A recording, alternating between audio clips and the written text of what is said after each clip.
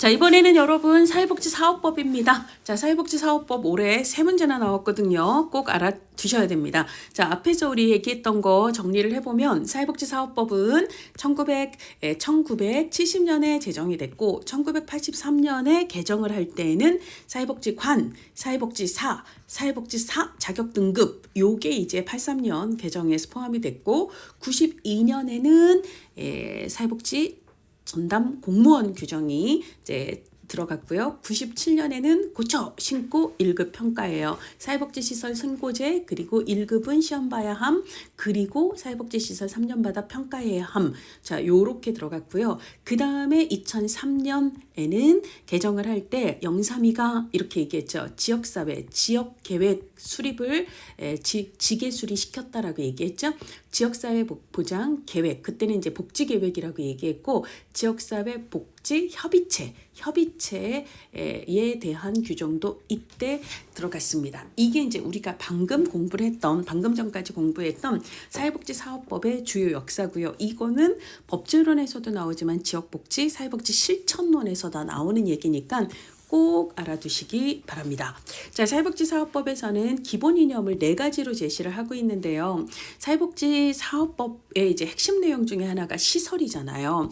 근데 이 시설에는 우리가 실천론에서도 공부를 했지만 생활시설이 있고 이용시설이 있습니다. 근데 특히 이 생활시설에서의 문제가 인권 문제하고 굉장히 결부가 많이 되죠. 그래서 인권 보장이 중요한 거거든요. 자, 그래서 인권을 보장해야 되고요. 그 다음에 선택권을 보장해야 합니다. 그래서 예를 들어 너 시설 가서 사회복지시설 서비스 이용해 라고 누군가 강제한다면 이건 인권 보장에 반하는 거잖아요. 그래서 누구든지 자신의 의사에 따라 서비스를 신청하고 제공받을 수 있다. 요거는 사실 다 연결되는 내용이에요. 그리고 사회복지법인과 시설을 규정하기 위해 1970년에 사회복지사업법을 만들었다라고 얘기를 했죠. 사회복지법인 시설은 무슨 성을 가져야 된다? 공공성을 가지고 있어야 되고 사회복지사업 시행에 있어서도 공공성을 확보해야 한다라고 규정을 하고 있습니다. 자신의 의사, 그 다음에 공공성, 그리고 인권보장, 선택권보장 이게 기본 이념의 핵심 4인방이다라고 보시면 되겠습니다. 자, 이번에는 용어 정의예요. 당연히 사회복지사업법이니까 사회복지사업이란 이렇게 얘기를 하겠죠. 그래서 사회복지사업이란 사회복지사업에 대해서 여러 가지로 이야기를 하고 있습니다. 그래서 뭐 보호, 선도, 그 다음에 복지에 관한 사업, 그 다음에 사회복지 상담, 직업 지원, 그 다음에 자, 무료 숙박, 그 다음에 지역사회 복지, 그 다음에 의료복지 등등등등등등을 얘기하고 있거든요. 지금 이 화면에 보이는 이 표시가 왜 생겼는지 저는 잘 모르겠습니다. 자, 그렇고요. 근데 이제 뭐라고 얘기를 하고 있냐면 다음 법률에 따라라고 얘기를 했어요. 그래서 그 밑에 총 35개의 법률을 물론 이제 이게 법 그리고 시행령까지를 다 포함을 해서 35개 법률을 이게 계속 매년 이제 개정이 되면서 추가되는 법들이 있어요. 올해 2025년에 추가된 법들이 있습니다. 뭐 치매관리법, 노인 일자리법이라든지 스토킹 방지 및 피해자 보호 등에 관한 법률 이런 것들은 원래 없었는데 2025년에 또 추가가 된 거거든요. 그래서 이제 그렇게 계속 늘어나고 있는데 현재 여러분들 시험 보는 날을 기준으로 해서는 현재 이제 35개 법률에 근거한 뭐 보호나 선도나 복지 등등에 관한 각종의 복지 사업 그리고 그와 관련된 자원봉사 활동 그리고 복지시설의 운영 또는 지원을 목적으로 하는 사업 등을 사회복지 사업이다라고 규정을 하고 있습니다. 자, 이게 자꾸 이런 표시가 왜 생기는지 모르겠습니다. 그렇죠? 이렇게. 자, 그래서 이걸 일단 집어넣고 가도록 할게요. 자, 그러면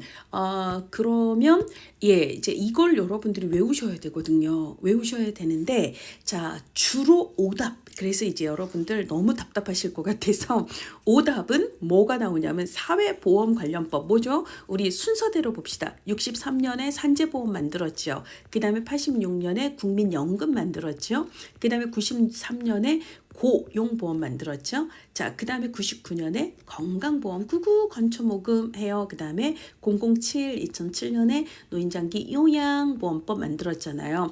이 4인방 산재, 국민연금, 고용보험, 건강보험, 노인장기 요양보험 이게 이제 사회보험의 5대법인데요.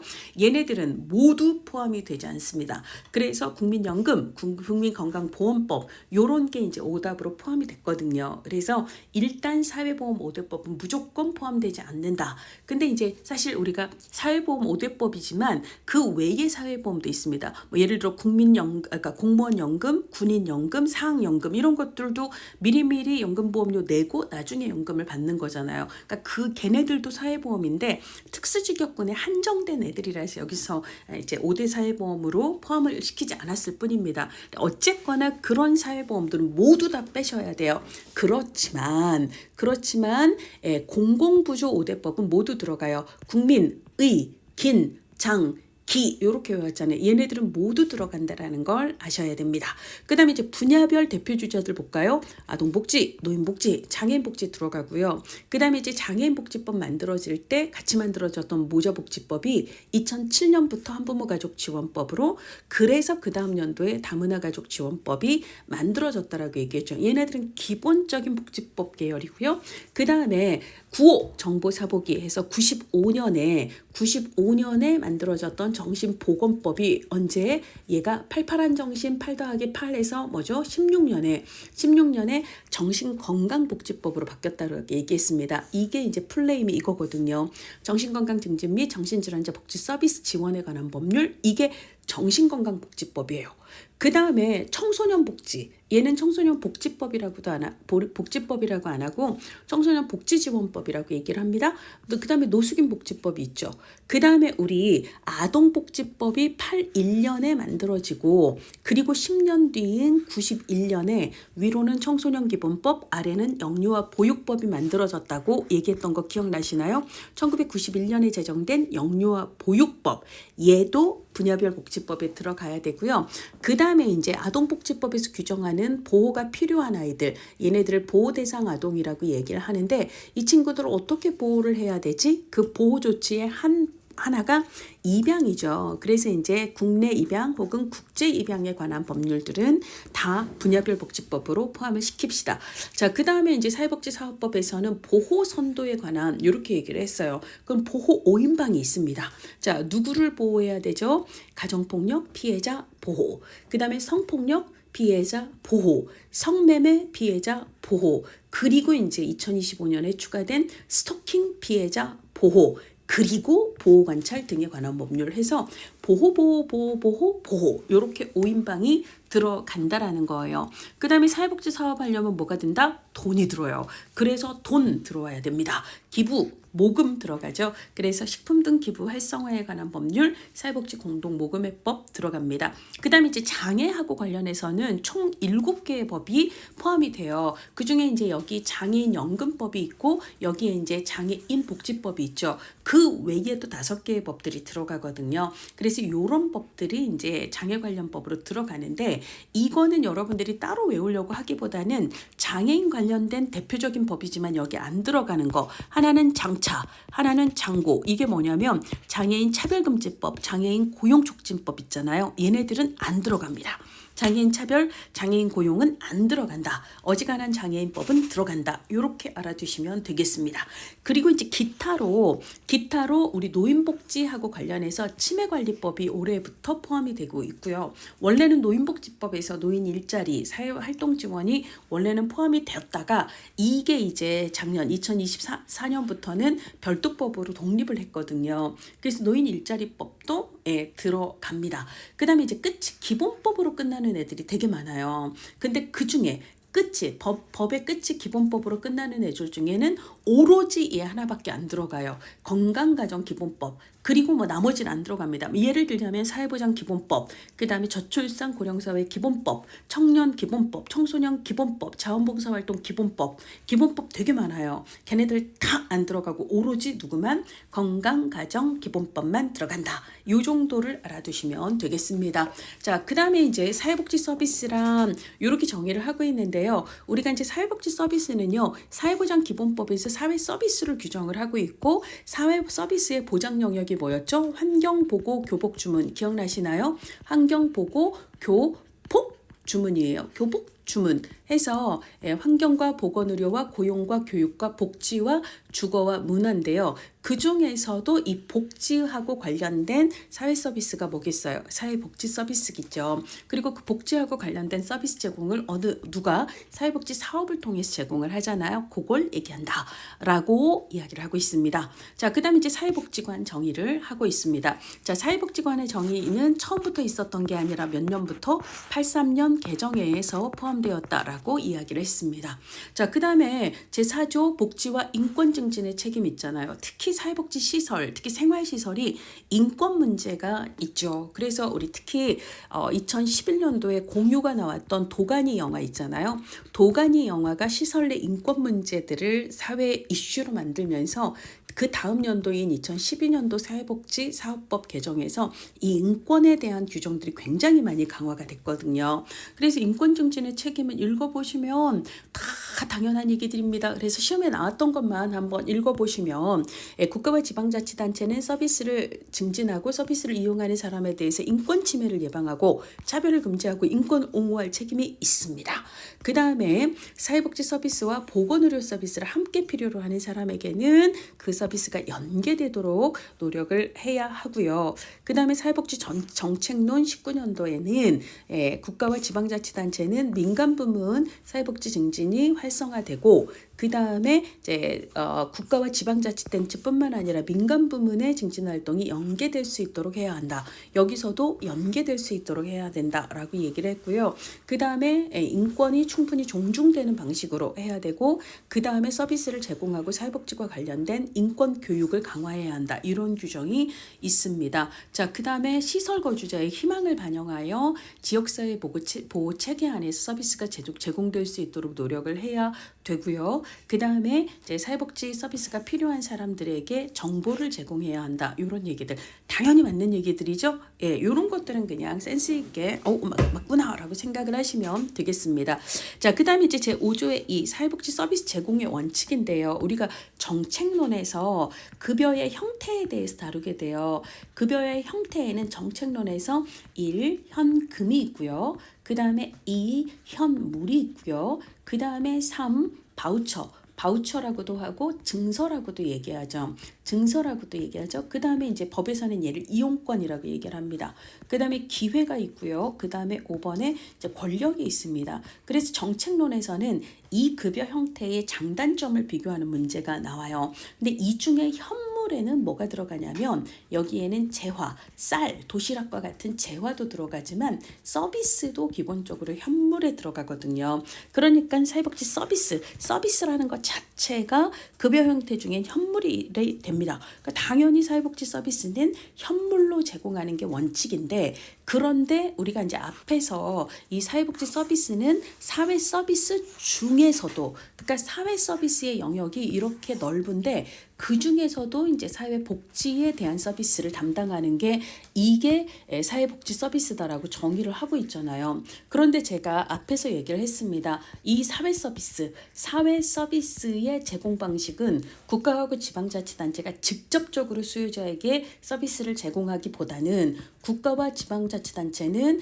수요자에게 뭘 제공하고 바우처, 법에서는 이걸 이용권이라고 얘기를 해요. 바우처를 제공하고 그 바우처를 받은 수요자가 민간의 다양한 기관들에서 서비스를 활용한다라고 얘기를 했습니다. 그래서 보시면 기본으로 서비스 자체는 현물로 제공하는 게 원칙이에요. 그래서 그 얘기가 이렇게나 많이 시험 문제에 나왔습니다. 근데 사회복지 서비스도 결국은 사회 서비스 안에 들어가기 때문에 이용권, 즉 바우처를 제공해서 그 이용권을 활용해서 서비스를 민간에서 제공받을 수 있게 할 수 있다. 라고 이야기를 하고 있습니다. 자, 그 다음에 국가와 지방자치단체는 사회복지 서비스의 품질 관리 해야 되겠죠. 그렇죠? 그래서 이제 제공기관은 기관의 기관, 시설, 단체의 서비스 환경, 서비스 제공 인력의 전문성 등을 평가할 수가 있습니다. 그거 하려고 몇 년마다 3년마다 무엇을 사회복지 시설을 평가하고 있잖아요. 자, 그래서 우리가 고쳐, 신고, 1급 평가, 고쳐, 신고, 1급 평가 이렇게 외우라고 했습니다. 그래서 97년도부터는 사회복지 시설 3년마다 평가하는 게 법제화됐고요. 실제로 평가가 시행된 건 99년부터 3년마다 평가를 시행을 하고 있습니다. 그 평가를 위하여 평가기관을 설치 운영하거나 아니면 기관단체에 위탁할 수 있는데요. 지금 현재 이 평가를 담당하고 있는 운영하고 있는 기관의 이름은 중앙사회서비스원입니다. 중앙사회서비스원. 예, 그래서 얘가 중앙사회서비스원이 2022년 3월 25일에 설립이 되거든요. 그때부터는 그전에는 원래 한국사회보장정보원에서 평가를 담당을 했었는데 얘가 설립되고 난 다음부터는 중앙사회서비스원에서 이제 평가 업무를 맡아 진행을 하고 있습니다. 자, 그다음에 우리 자원봉사 활동 기본법이라는 게 있거든요. 자원봉사 활동 기본법이 있거든요. 자, 이 얘기를 우리는 한 적이 있습니까? 없습니까? 있으니까 말씀드려요. 어디 있죠? 지역사회복지론의 맨 끝장에 지역사회복지 추진 체계 있잖아요. 거기서 자원봉사센터 얘기할 때 자원봉사센터의 법적 근거는 자원봉사활동기본법이고 얘는 2005년에 제정이 됐고 이건 보건복지부 소관이 아니라 행정안전부 소관이다라고 이야기를 했습니다. 그래서 이제 우리가 자원봉사활동에 대한 총괄은 행안부에서 주로 이제 담당을 하지만 근데 이제 청소년 활동진흥법에서 청소년 자원봉사 활동에 대한 규정이 있고 그다음에 이제 사회복지 쪽에서 또 활동을 많이 하니까 사회복지 자원봉사 활동에 대한 규정이 있는 거죠. 자, 그래서 당연히 이제 사회복지 자원봉사 활동 지원 육성하자라고 이야기를 하고 있습니다. 홍보도 하고 교육도 하고 프로그램 개발도 하고 그다음에 자원봉사 활동 중 재해에 대비한 시책도 개발하고 이런 얘기가 있다라는 얘기예요. 자, 그다음에 사회복지의 날을 규정을 하고 있습니다. 사회복지의 날은 언제예요? 매년 9월 7일입니다. 그래서 암기할 때는 구해줘 친구 해서 9월 7일 이렇게 암기를 하시면 되고요. 그때부터 일주간을 사회복지 주간으로 합니다. 그럼 왜 9월 7일이 사회복지의 날이에요? 자, 그러면 여러분들이 구구 땡땡을 기억을 하셔야 됩니다. 그 구구땡땡 뭐였죠? 국기법이에요. 국기법이 제정된 해는 99년이고요. 시행된 해는 땡땡년 2000년입니다. 근데 99년 몇 월 며칠 날 국기법이 제정이 되냐면 9월 7일 날, 즉 우리가 사회복지의 날로 기념하는 그 9월 7일 날 국기법이 제정이 돼요. 그러면서 모든 국민들의 최저 생활을 국가가 근로능력과 무관하게 보장하겠다라는 선포를 한 거거든요. 우와, 그래서 이 날을 기념해야지 해서 국기법이 2000년 10월에 이제 시행이 됐잖아요. 그 해에 2000년에 사회복지사업법을 개정을 해서 그때 이제 사회복지의 날로 9월 7일을 규정을 하게 됩니다. 그래서 우리가 맨 처음에 요 역사 얘기했잖아요. 이제 사회복지사업법의 개정 역사를 이야기를 했는데 요 사이에 하나를 더 끼워 넣는다면 2000년에 사회복지사업법을 개정을 하면서 이때 9월 7일을 사회복지의 날 뭐를 기념해서 국기법이 제정된 그 날을 기념을 해서 이렇게 보시면 되고요. 혹시 여러분들 기억력이 되게 좋으신 분들이라면 여기 하나 더 추가할 수 있다라는 걸 떠올릴 수 있습니다.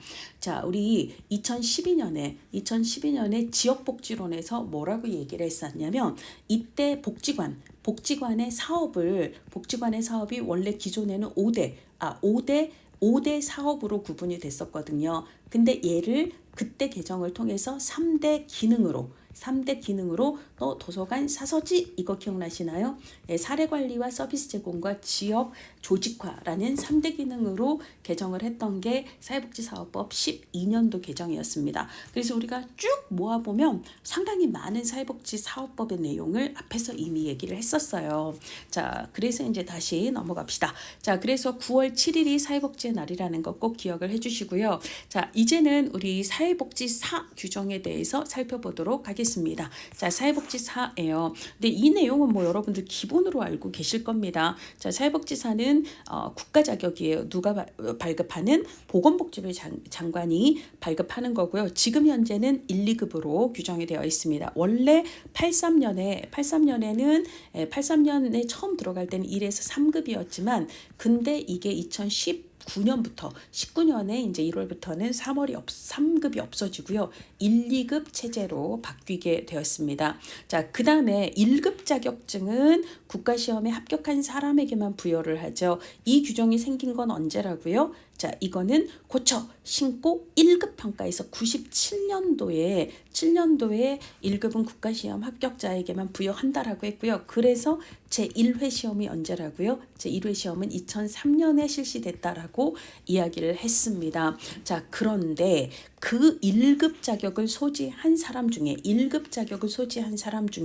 보건복지부령으로 정하는 수련기관에서 수련을 받은 사람 1급 플러스 수련이에요. 2급은 안 됩니다.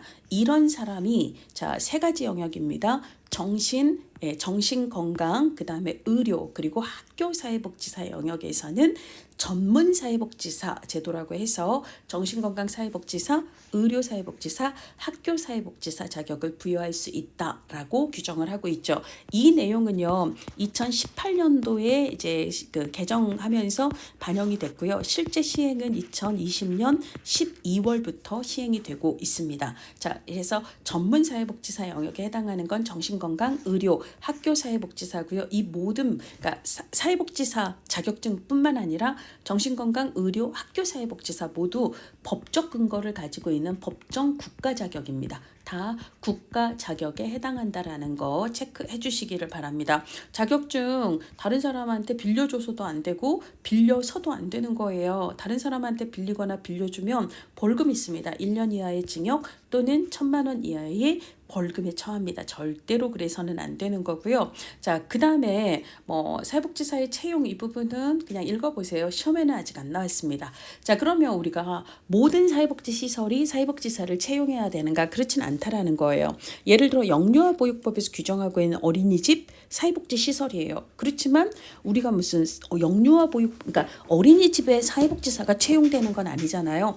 그 다음에 경로당은 노인복지시설입니다. 경로당에 사회복지사가 채용되는 건 아니잖아요. 자, 요런 의무 채용 예외 시설이 있다라는 거예요. 자, 그래서 이제 노인복지법상 노인여가복지시설에는 교복 이렇게 외우세요. 여경교복. 그러니까 여경이 교복을 입고 있다. 이렇게 생각하세요. 경로당이 있고요. 그 다음에 교실이 있습니다. 그리고 복지관이 있습니다. 자, 근데 어떤 거죠? 예, 노인교실, 노인복지관이에요. 이게 경로당 노인교실, 노인복지관이 여가복지시설에 해당하는데요. 자, 그 중에 복지관은 노인복지관, 사회복지관, 장애인복지관 이런 복지관은 정말 중요한 사회복지기관이기 때문에 사회복지사 꼭 채용을 해야 되고요. 그렇지만 경로당하고 노인교실에는 사회복지사를 채용하지 않아도 됩니다. 자, 그 다음에 이제 장애인 지역사회 재활시설의 가장 대표적인 기관이 장애인 복지관이에요. 장애인 복지관, 노인복지관 모두 의무 채용 시설이고요. 그 외에 수호통역센터라든지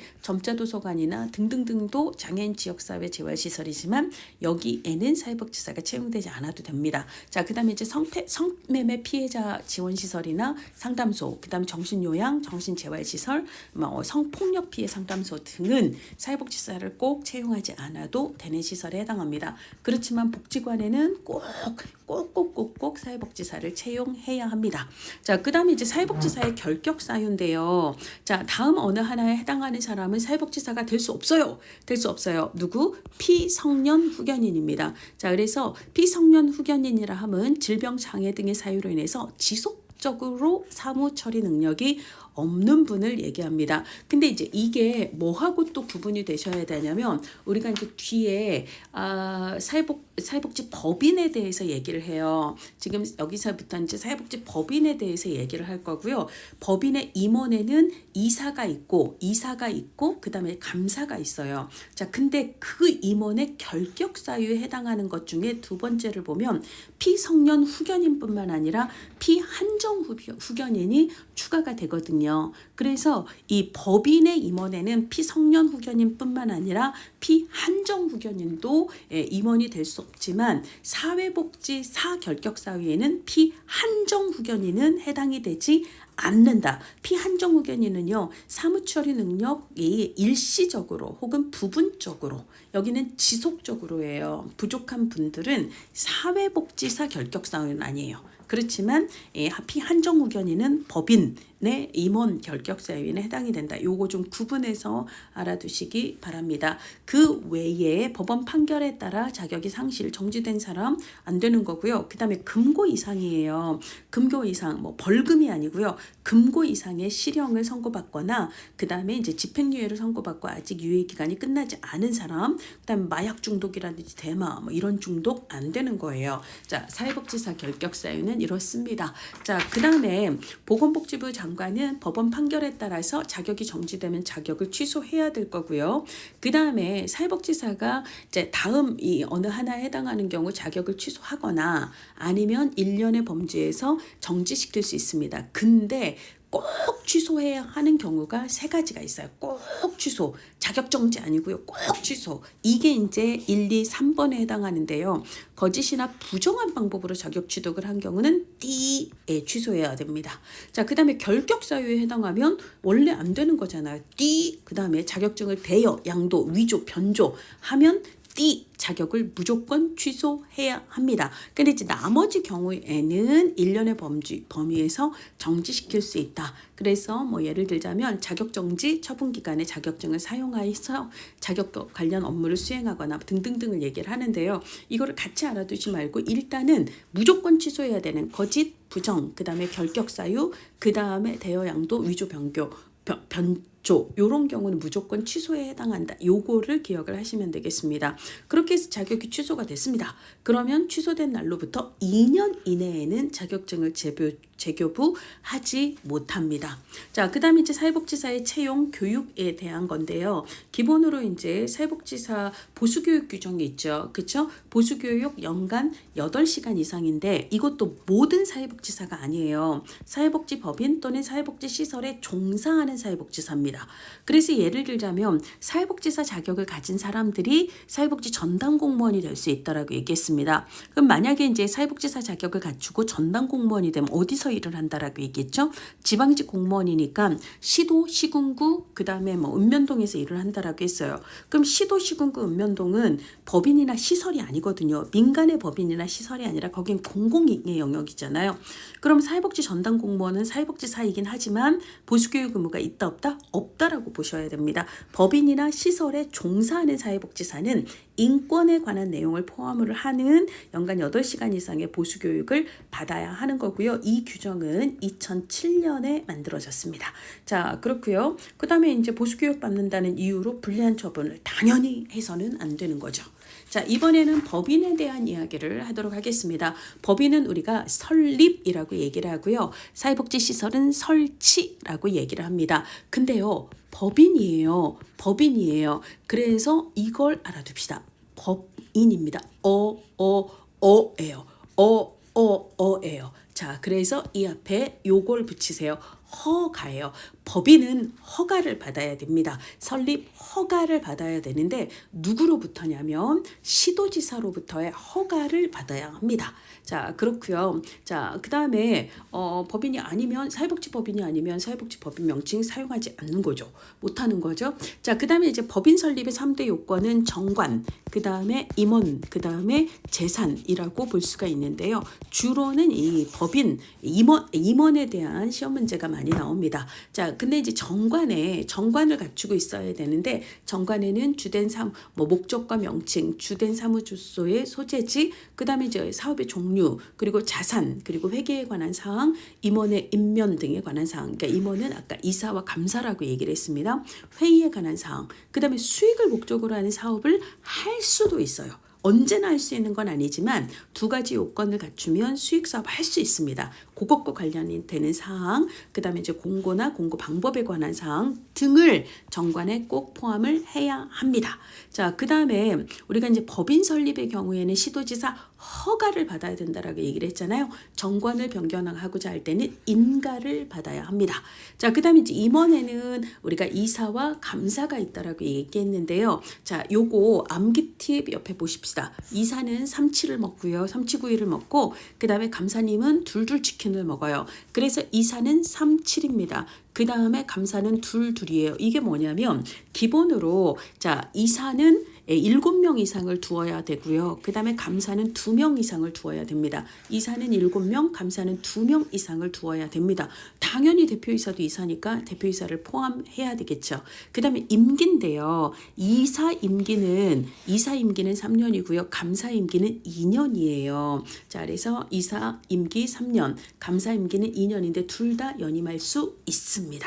자, 그 다음에 조금 더 마이너한 건데요. 외국인이 우리나라 사회복지법인의 이사가 될 수 있다 없다? 있습니다. 외국인도 이사가 될 수 있지만 이사 현원의 2분의 1 미만이어야 돼요.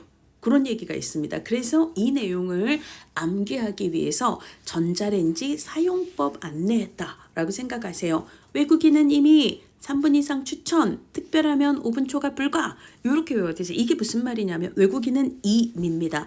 외국인은 이미예요. 2분의 1 미만이라는 거예요. 그것을 이미 이렇게 외웠고요. 3분 이상 추천은요. 외부에서 추천한 사람 중에 3분 이상이에요. 3분의 1 이상을 선임해야 한다라는 거예요. 여기서 이제 외부라고 하는 것은 우리가 사회보장급여법에서 규정을 하고 있던 아까 시도사회보장위원회나 지역사회보장협의체에서 자, 이게 3분의 1 이상이잖아요. 그래서 여기서 3배수로 추천한 사람 중에 3, 3이 같습니다. 그래서 외부에서 추천한 사람은 3분의 1 이상이어야 되고 3배수다. 3, 3 같이 연결해서 알아두세요.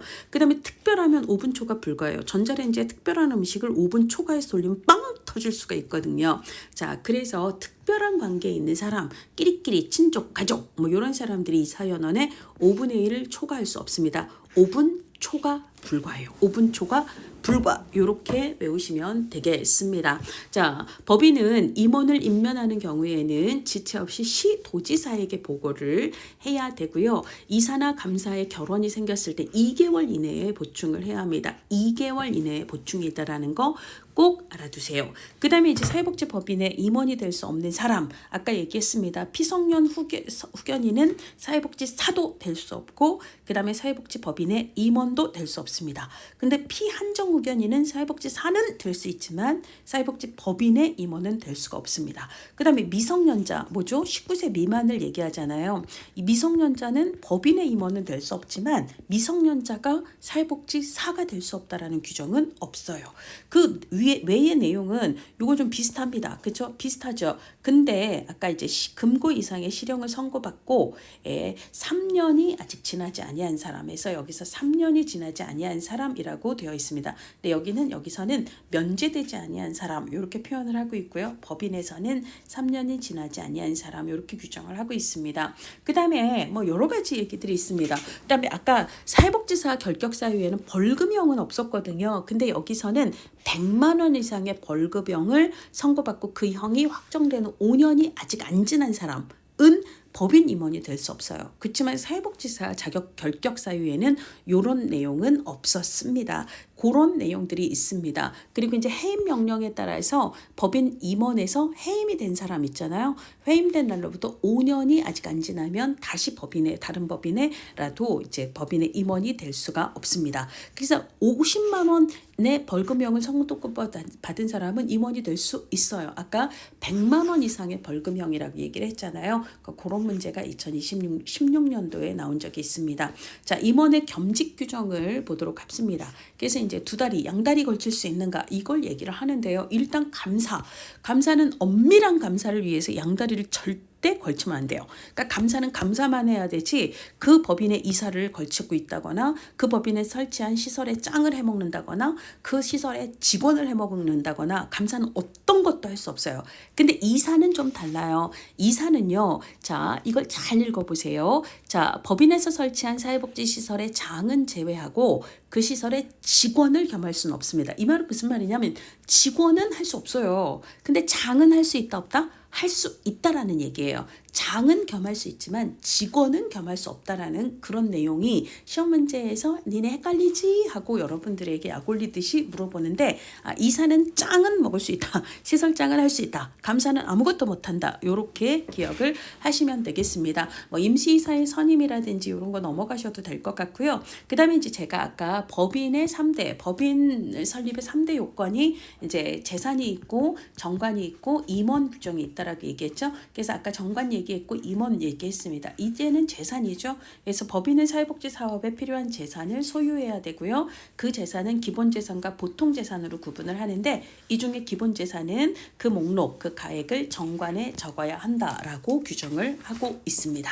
자, 그 다음에 이제 회의록 작성 공개 등에 대해서 얘기를 하고 있는데요. 법인의 이사회에서 이제 회의를 할 때 회의록에는 개의, 회의 중지, 산회, 일시를 적어야 되고요. 그 다음에 안건이 뭐였는 거 당연히 넣어야 되죠. 그 다음에 이제 의사, 그 다음에 출석한 임원의 성명, 표결수 이런 것들이 꼭 작성에 포함이 되어야 합니다. 자, 그 다음에 이제 법인 설립 허가의 취소인데요. 이것도 아까 사회복지사 자격 취소 꼭 해야 되는 3가지 경우를 얘기를 했잖아요. 그러니까 지금 여기서도 2가지는 이 경우는 법인 설립 허가 꼭 취소해야 해. 그렇지만 이 나머지는 꼭 취소해야 되는 건 아니고 시정명령을 할 수 있는 사유에 해당합니다. 그렇지만 시정명령 아니고 무조건 설립 허가 취소해야 돼. 이 2가지가 뭐냐면 하나는 거짓 부정한 방법으로 설립 허가를 받았을 때 이거는 아까 사회복지사 취소하고 같은 맥락이죠. 그 다음에 우리 법인 설립의 기본 요건이 재산 규정이 있잖아요. 근데 법인 설립을 하고 기본 재산을 출연 안 했어. 이러면 법인 설립 요건에 해당하지 않아요. 그러니까 이 경우는 취소를 해야 한다라고 규정을 하고 있습니다. 나머지 내용들은요. 시정명령을 할 수 있습니다. 근데 이제 꼭 취소를 안 해도 되는 사유에 해당한다라는 거죠. 그래서 꼭 취소해야 되는 경우를 따로 알아두실 필요가 있습니다. 자, 법인이 해산이 되는 경우 남은 재산은 어떻게 해야 되나? 자, 이거는요. 국가 또는 지방자치단체에 귀속됩니다. 왜 그러지? 고민하지 마세요. 법이 그렇다면 그런 겁니다. 자, 해산한 법인의 남은 재산은 국가 또는 지방자치단체에 귀속이 되는 거예요. 자, 그 다음에 아까 우리가 정관 얘기할 때요. 법인의 정관 얘기할 때 수익을 목적으로 하는 사업이 있으면 그에 대한 사항을 정관에 적어야 된다라고 얘기를 했고, 그러니까 법인에서도 사회복지법인이 비영리 공익법인이긴 하지만 수익 사업을 할 수 있나 보다. 근데 비영리이기 때문에 그 수익을 임원들 주머니에 인마이 포켓 하는 게 아니라 목적 사업 경비를 위해서 쓰겠죠. 그쵸? 이게 비영리잖아요. 자, 그래서 사회복지법인도 수익 사업을 할 수는 있습니다. 첫 번째는 목적 사업 경비를 충당하기 위한 목적일 때요. 그 다음에 또 하나는 수익 사업 한다고 법인의 설립 목적 수익에 지장이 있으면 안 돼요. 그죠? 이 2가지가 만족이 될 때 법인이 수익 사업을 할 수가 있습니다. 자, 그렇게 되면 수익이 창출이 되겠죠. 그 수익을 어떻게 써야 돼요? 둘입니다. 2가지 경우 외에는 쓸 수 없어요. 법인 운영 목적. 그 다음에 법인이 설치한 사회복지 시설 운영 목적으로만 쓸 수 있는 거고요. 그 운영 외의 목적으로 사용할 수 있다 없다? 없다가 맞는 거예요. 그러니까 법인 운영 목적으로 사용할 수 있다. 법인이 설치한 사회복지 시설 운영 목적으로 사용할 수 있다. 그 밖의 목적으로는 사용할 수 없다라고 얘기를 하는 거고요. 그 수익 사업회계는 법인의 다른 회계랑 구분해서 회계 처리를 해야 돼요. 그러니까 법인 회계 안에 수익 사업이 해서 얼마 돈을 썼고 얼마가 들어왔는지 이거를 퉁쳐서 안에 포함시키는 게 아니다라는 걸 알아두셔야 합니다. 자, 그다음에 이제 법인의 합병하고 관련해서요. 우리가 이제 법인 설립을 할 때는 시도지사 허가를 받았잖아요. 근데 이제 같은 시도 안에 A 법인과 B 법인이 합병을 하고 싶을 때는 그때는 시도지사 허가를 받으면 됩니다. 이때에도. 그렇죠. 그러니까 법인 설립할 때처럼 합병도 시도지사 허가를 받으면 돼요. 그런데 어떤 경우가 있냐면, 자, 법인을 내가 합병을 하려고 하는데 A 법인과 B 법인의 시도가 서로 달라요. 그럼 시도지사도 두 명이 이렇게 따로따로 있잖아요. 이럴 때는 이때 A와 B의 합병은 누구? 보건복지부 장관의 허가를 받아야 된다라는 이야기를 하고 있습니다. 그래서 서로 다른 시도일 때는 보건복지부, 서로 같은 시도 내에서 합병이 될 때는 시도지사 허가를 받아야 되고요. 그렇게 되면 이제 두 가지 경우가 있습니다. A를 B로 합병하는 경우가 있고, A와 B를 합쳐서 새로운 법인 C를 만드는 경우가 있어요. 그럼 이 경우는 얘만 소멸이 되고 얘는 남는 거죠. 얘네들은 둘 다 없어지고 얘가 새로 생기는 거잖아요. 자, 이렇게 합병을 존속하는 법인이나, 이게 B를 얘기합니다. 합병으로 설립된 법인, 즉 C를 얘기합니다. 얘네들은 사라진, 소멸된 법인의 지위를 승계하나요, 못하나요? 승계하는 게 맞는 거예요. 자, 그런 얘기들을 하고 있고요. 사회복지협의회, 요거 우리 지역사회복지론의 마지막 챕터에서 지역사회복지 추진 체계에서 복지협의회 얘기를 했습니다. 그래서 한국사회복지협의회도 있고 시도사회복지협의회도 있고 시군구 단위 협의회도 있는데 셋 다 둔다가 맞아요. 그래서 이제 모두 다 의무적으로 둔다라고 얘기를 했고요. 민간기관 단체 간의 연계협력 조정 외에도 뭐 조사 연구라든지 교육이라든지 소외 계층을 발굴하고 자원과 연계 협력을 한다라든지, 그리고 이제 특히 자원봉사 활성화 있잖아요. 사회복지 자원봉사 활성화, 이런 것들을 사회복지협의회에서 맡습니다. 그래서 대표적으로 자원봉사 활동 인증 시스템 VMS, 이거를 사회복지협의회에서 맡고 있거든요. 이런 일들을 하고 있습니다. 자, 이상으로 사회복지협의회를 여기서 두는 이유가요. 얘기하는 이유가 사회복지협의회도 사회복지법인이기 때문이에요. 자, 얘도 법인입니다. 자, 그렇게 이제 우리가 사회복지사 얘기했고요. 사회복지법인 얘기했습니다. 자, 이제는 사회복지 시설 얘기를 할게요. 자, 우리가 이제 법인 같은 경우는 법인은 설립이라고 얘기를 했고요. 그 다음에 얘는 허가를 시도지사에게 받아야 한다라고 얘기를 했습니다. 근데 사회복지 시설은 설치라고 이야기를 하고요. 얘는 시도지사가 아니라 시군구청장에게 신고를 해야 돼요. 그럼 여러분들 신고 보자마자 뭐가 떠올라요? 고쳐, 신고, 고쳐, 신고, 1급 평가, 요 암기 팁을 떠올립시다. 그래서 사회복지사업법 97년도 개정에서 사회복지시설은 신고해야 돼. 그렇지만 3년마다 평가할 거야. 1급은 국가시험 봐야 해. 이게 법제화됐던 게 1997년 사회복지사업법 개정에서였다라고 암기팁 얘기했었잖아요. 그러니까 97년 법제화 이후로는 허가제가 아니라 사회복지시설은 신고제예요. 누구에게? 시장, 군수, 구청장에게. 그런 모든 사회복지시설의 설치 운영이 시장, 군수, 구청장에게 신고를 해야 되는가? 그렇지는 않습니다. 어떤 경우는 예외가 되죠. 국가나 지방자치단체에서도 사회복지시설을 설치하고 운영할 수 있거든요. 그러니까 국가와 지방자치단체는 시장, 군수, 구청장에게 따로 신고할 거 없이 설치하고 운영하면 됩니다. 그렇거든요. 그래서 신고를 해야 되는 게 아니라는 거예요. 국가 지방자치단체는. 근데 그 외의자가 사회복지시설을 설치 운영할 때는 그때는 시장군수구청장에게 신고를 해야 한다라는 이야기가 되는 거고요. 자, 그러면 국가나 지방자치단체는 설치할 수도 있고 운영할 수도 있습니다.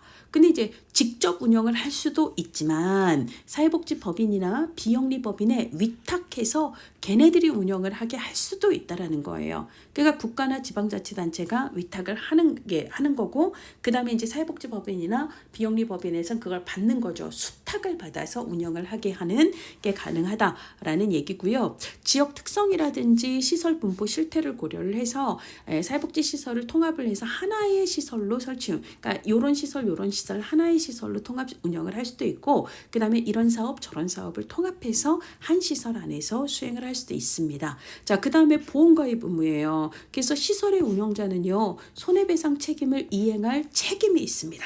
책임이 있어요. 따라서 사회복지시설은 손해배상 책임의 면책 사업자가 아니에요. 책임을 이행해야 해야 되거든요. 어떤 거냐면 화재로 인한 손해배상 책임 지는 거고요. 그 다음에 화재 외 안전사고로 인한 손해배상 책임도 져야 합니다. 근데 이제 혼자서 아무런 대책이 없다가 책임을 져야 되면 어머 어떻게 이렇게 되기 때문에 그래서 필요한 게 미리미리 대비하라고 보험을 드는 거잖아요. 이때 이제 보험을 얘기를 하고 있는데 손해보험회사의 책임보험에 가입할 수도 있고요. 그 다음에 한국사회복지공제회의 책임공제에 가입할 수도 있습니다. 자, 하거나 라는 것은 둘 다 해야 된다라는 게 아니라 이걸 할 수도 있고 이걸 할 수도 있다. 라고 이야기를 해야 돼요. 근데 어쨌거나 둘 중 하나는 가입해야 하는 거예요. 꼭 가입을 해야 한다라고 규정을 하고 있습니다. 근데 나 돈이 좀 그럴 때는 국가와 지방자치단체가 책임보험 또는 책임공제에 가입에 드는 비용의 전부 또는 일부를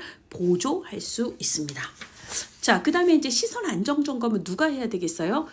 당연히 시설장이 해야 되겠죠. 시설장이 수시로 정기적으로 이제 안전점검을 하고 그 결과를 시장군수구청장에게 제출을 하여야 합니다. 자, 사회복지관 설치 규정이 있는데요. 얘는 언제 들어갔다라고 얘기했죠? 83년 사회복지사업법 개정에서 처음으로 사회복지관 규정이 들어갔다라고 이야기를 했습니다. 그래서 이제 지역복지 증진을 위해서 모든 지역 주민들을 대상으로 하되 특히 취약계층에 해당하는 이분들, 이거 지역복지에서 우리 그대로 나왔던 얘기죠. 그래서 수급자나 차상위 계층, 장애인, 노인, 한부모 가족, 다문화 가족, 그 기본 대상이죠. 그 직업이나 취업 발전이 필요한 분들, 유아동, 청소년 이런 분들이 이제 우선 제공 대상이다라고 규정을 하고 있습니다. 자, 이분들을 위해서 어떤 사업을 할 수 있어요? 도서관 자서지 이렇게 외우라고 했습니다. 사례관리 사업을 할 수 있고요. 그 다음에 이들에 대한 서비스 제공 사업을 할 수 있고요. 이 지역조직화를 이렇게 얘기를 하고 있습니다. 복지자원관리, 주민교육, 조직화. 이게 이제 뭐냐면 우리가 지역복지론에서 지역조직화에 해당하는 거 어떻게 외웠죠? 지역조직의 복주자 이렇게 외웠잖아요. 그렇죠? 그래서 이제 이게 복지 네트워크 구축이고요. 그 다음에 이게 주민 조직화예요. 주민교육 조직화에 주민교육과 주민조직화가 들어가는 거고, 그 다음에 이제 이게 자원개발 및 관리죠. 이 자원관리가 여기 들어가는 거죠. 어쨌거나 얘네들은 다 지역 조직화에 해당하는 얘기입니다. 요런 사업들을 할 수 있다. 라고 규정을 하고 있습니다. 자, 이번에는 사회복지시설의 장이에요. 오다 안 오다 비상근 할 수 있습니까? 없습니다. 자, 상근해야 돼요. 그렇죠? 올해도 시험 문제에 나왔습니다. 자, 그 다음에 사회복지법인과 시설을 설치 운영하는 자는 시설에 근무할 종사자를 채용할 수 있죠. 이거는 너무 단순하고 가벼운 얘기예요. 이런 거 틀리시면 안 됩니다. 자, 그 다음에 이제 운영위원회가 나왔어요. 시설 운영위원회가 나왔는데 우리가 이제 위원회가 나오면 심의가 디폴트다라고 얘기를 했습니다. 자, 그래서 사회복지시설의 짱은요, 시설 운영에 대한 사항들을 심의하기 위해서 운영위원회를 둘 수 있어요? 아니면 두어야 해요? 두어야 해요. 사회복지관을 포함해서 모든 사회복지시설에는 필수적으로 운영위원회를 두어야 합니다. 그리고 그 운영위원회의 기능은 심의 기능입니다. 의결, 자문, 조정 이런 것보다 그게 아니고 심의라는 거예요. 자, 그렇고요. 그래서 이제 시설 운영 계획의 수립 평가라든지 사회복지 프로그램 개발 평가라든지 종사자 근무 환경 개선이라든지 거주자 생활 환경 개선 고충 처리라든지 인권 보호나 권익 증진이라든지 시설과 지역사회 협력 어떻게 해야 되나 이런 것들 있죠. 두루두루 시설 운영에 관한 사항을 심의하게 됩니다. 그러면 운영위원은 누가 위촉을 하죠? 사회복지법인의 대표이사, 사회복지시설의 장 아닙니다. 이렇게 되면 끼리끼리 꽁냥꽁냥이 되잖아요. 그래서 시장군수 구청장이 임명하거나 위촉을 하게 됩니다. 자, 그러면 이 운영위원회 위원이 될 수 있는 사람은 일단 시설장, 그 다음에 종사자 대표 들어갈 수 있고요. 그 다음에 이제 거주자 대표가 들어갈 수 있고 거주자의 보호자 대표가 들어갈 수 있습니다. 그 외에 업무 담당 시군구가 사회복지시설 관리 책임을 갖고 있잖아요. 감독 책임을. 그래서 시군구 사회복지 업무 담당 공무원 그리고 후원자 지역주민 등등이 들어갈 수 있습니다. 자, 그 다음에 기본으로 이제 후원금품 대장 이런 거 당연히 서류 시설에 갖추고 있어야 되죠. 자, 시설을 설치 운영할 때도 시장군수구청장에게 신고해야 되지만 우리 잠깐 쉴래요. 아니 다시 열래요. 아예 문 닫을래요. 이럴 때에는 경우에도 시장군수구청장에게 신고해야 합니다. 자, 그렇고요. 그 다음에 뭐 시설의 개선 등등을 이제 명하거나 아니면 폐쇄를 명할 수 있는 경우에 대해서 이야기를 하고 있습니다. 그래서 뭐 회계 부정이나 불법 행위라든지 그 밖에 부당 행위 등이 발견이 되어 있을 때는 그럴 때는 개선이나 사업의 정지나 시설장의 교체라든지 시설 폐쇄를 명할 수 있다. 요게 2024년 한 번 나왔습니다. 자, 그다음에 이제 우리가 사회복지 시설에는 이용 시설이 있고 그다음에 생활 시설이 있다라고 얘기했죠. 생활시설이 있다라고 얘기했습니다. 수용 인원을 얘기하는 것은 이용시설은 수용하는 곳이 아니기 때문에 당연히 생활시설을 얘기를 하는 거예요. 그럼 이제 생활시설의 규모는 최대 몇 명을 초과할 수 없다? 300명을 초과할 수 없습니다. 그럼 모든 사회복지시설이 300명 초과할 수 없나요? 그렇진 않아요. 세 가지 예외가 있는데 노인요양시설, 양로시설, 노인복지주택 이 노인복지시설들 중 이 3인방은 300명을 초과할 수 있고요. 나머지는 300명을 초과할 수 없다라고 규정을 하고 있습니다. 그래서 노예요. 노에서 노예요. 그래서 이제 얘네들은 300명을 초과할 수 없다. 요양, 양로, 그 다음에 주택 이런 거예요. 자, 그 다음에 이제 시설의 서비스 최저기 기준인데요. 보건복지부 장관은 사회복지 시설에서 뭘 제공하죠? 사회복지 서비스를 제공하잖아요. 그 서비스의 최저 기준을 적어도 이 정도 이상은 되어야 해라고 최저 기준을 누가? 보건복지부 장관이 마련해야 합니다. 그러면 이제 사회복지 시설 운영자는 당연히 그 기준 이상으로 서비스 수준을 유지해야 될 책임이 있는 거죠. 자, 근데요, 우리 2023년 비교적 최근이죠? 2년 전에 사회복지사업법령상 보건복지부 장관이 시설에서 제공하는 서비스의 최저 기준을 마련하지 않아도 되는 시설은 이렇게 나왔는데요. 여러분, 이 문제가 뭘 의미하는 거예요? 다음 중 사회복지시설이 아닌 걸 찾아라 이 말이에요. 사회복지시설에 대한 규정을 사회복지사업법에서 하고 있고 당연히 보건복지부 장관은 사회복지사업법의 소관부처의 장이기 때문에 그러니까 시설 서비스의 기준을 마련을 하게 되는 거거든요. 그런데 사회복지시설이 아니면 이건 보건복지부 장관의 터치 영역이 아닙니다. 그러면 1, 2, 3, 4, 5 중에 사회복지시설이 아닌 건 뭐예요? 자원봉사센터예요. 이거는 지역복지론에서 공부를 했던 거하고 연결을 해야 됩니다. 자원봉사센터의 법적 근거는 뭐다?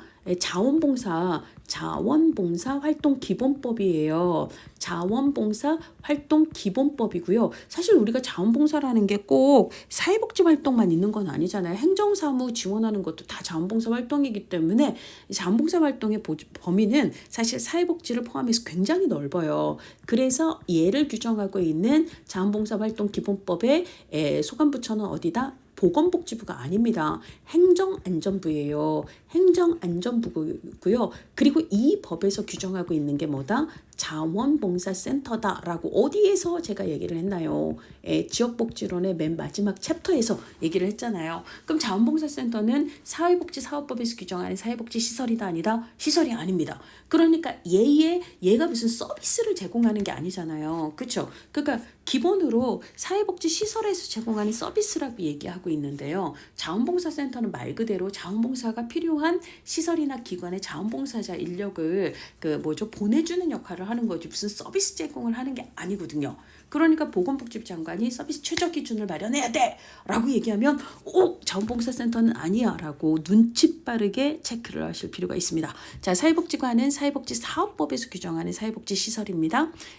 아동양육시설은 아동복지법에서 규정하고 있는 사회복지시설입니다. 그 다음에 양육지원시설은 한부모가족지원법 있잖아요. 한부모가족지원법에서 규정하는 한부모가족복지시설입니다. 장애인 지역사회 재활시설 안에는 장애인복지관이 포함된다라고 얘기했고 얘는 당연히 장애인복지법에서 규정하는 사회복지시설입니다.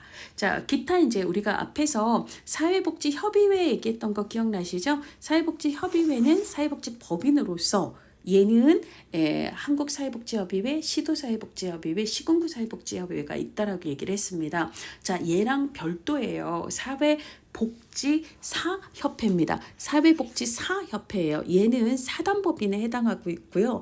얘는 뭐 여러분들 아시죠? 예, 그래서 기본으로 사회복지사에 대한 사회복지사의 전문성을 위한 전문 지식, 기술을 개발, 보급하고 교육 훈련을 하고 뭐 학술 대회를 개최하기도 하고 홍보를 하기도 하고 교류를 하기도 하고 등등등의 업무를 시행합니다.